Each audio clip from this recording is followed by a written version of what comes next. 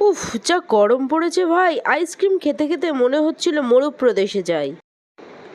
আর তার ফলেই বাচ্চার নাকে যখন গঙ্গার ধারা, গরমে হঠাৎ ঠান্ডা, নো টেনশন। আজ আমরা বানাবো এমন এক জাদুকরি টমেটো স্যুপ যা খেলে সর্দি পালাবে আর বাচ্চার মুখে ফুটবে হাসি। তাহলে চলুন শুরু করা যাক। এই দেখুন আমাদের হিরো লাল টুকটুকে টমেটো। এদেরকে প্রথমে ভালো করে ধুয়ে নিন, তারপর 4 টুকরো করে কেটে নিন।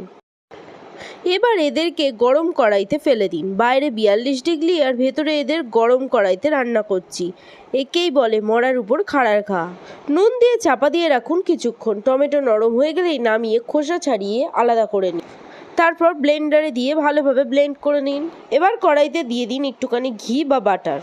আমি এখানে ঘি নিয়ে নিয়েছি।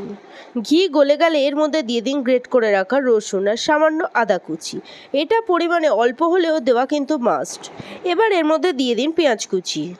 পেঁয়াজগুলো অল্প নেড়েচেড়ে এর মধ্যে দিয়ে দিন ব্লেন্ড করে রাখা টমেটোগুলোকে।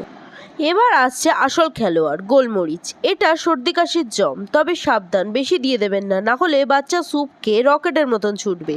এতে অল্প পরিমাণে চিনিও দিতে পারেন। তারপর জল ঢেলে দিন। জলটা ফুটে উঠলেই নামিয়ে নিন। দেখুন রংটা একদম লালে লাল। তৈরি আমাদের গরম গরম আর স্বাস্থ্যকর টমেটো স্যুপ। ভিডিওটি ভালো লাগলে লাইক দিন। আর সর্দি কাশির দিনগুলোতে বিকেলের খাবারে বা রাতের ডিনারের আগে এই স্যুপটি কিন্তু জাদুর মতন কাজ করে। খুব সহজে এবং ঘরোয়া উপকরণে ঝটপট তৈরি করে ফেলুন। আপনি যদি আমার চ্যানেলে নতুন হয়ে থাকেন তবে এরকম হেলদি এবং টেস্টি রেসিপি পেতে চ্যানেলটি সাবস্ক্রাইব করে পাশে থাকা বেল আইকনটি প্রেস করুন। আজকের মতো এখানে বিদায় নিচ্ছি। দেখা হবে আগামী ভিডিওতে নতুন কোনো রেসিপি নিয়ে। ভালো থাকুন, সুস্থ থাকুন, ধন্যবাদ।